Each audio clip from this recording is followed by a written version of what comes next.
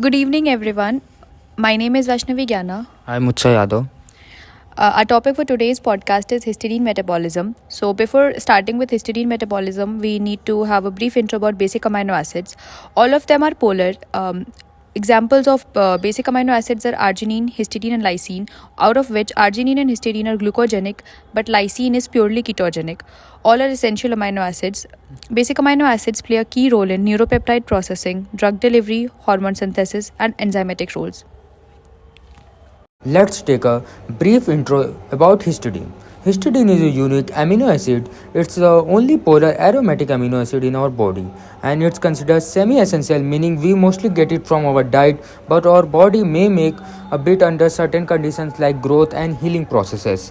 What makes histidine special is its imidazole ring, which allows it to act like a tiny pH sensor, giving it a maximum buffering action in the blood. That means it helps to maintain a body acid-base balance, especially important in things like hemoglobin.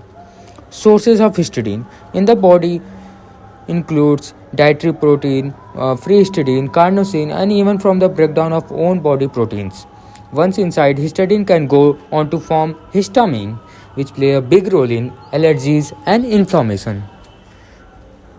Or it can be used for protein synthesis, carnosine formation, or undergo catabolism in the liver and skin. Derivatives of histidine are carnosine, which consists of beta alanine and histidine, and serine, which is basically methylated carnosine, figlu, which is formiminoglutamate acid, ergothioneine, homocarnosine, which is GABA plus histidine, and histamine. Histidine metabolism. We start with histidine, which enters the breakdown pathway through an enzyme called histidase. This enzyme removes an amino group forming urocanate. Next, urocanase steps in and adds water to the urocanate, converting into 4-imidazolone 5-propionate. Another water molecule is added and we get N-formimino glutamate, also known as figlu.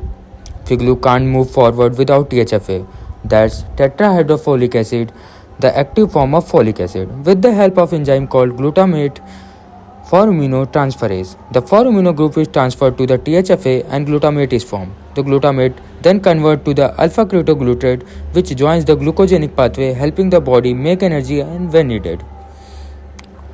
But here is the clinical aspect. If there is a folic acid deficiency, this step can't happen. Figlu builds up and the get excreted in the urine, which usually used to as a diagnostic clue in the folate deficiency. Histidine metabolism not only helps to make the energy but also connect deeply to the folic acid metabolism. Formiminoglutamate acid excretion test, also called as histidine load test. It is a biochemical test for megaloblastic anemia due to vitamin folic acid deficiency. Procedure: histidine loading. Large dose of histidine is given to the patient. The next step is of urine collection. Urine sample is usually collected after a few hours. Interpretation: if formiminoglutamate acid is excreted in urine, it indicates that megaloblastic anemia is due to folate deficiency. In the case of vitamin B12 deficiency, there is no excretion of formiminoglutamate acid in urine. Limitations: it can be affected by factors such as liver disease. The next metabolic disorder that related to histidine is histidinemia. Histidinemia is an inborn error of histidine metabolism.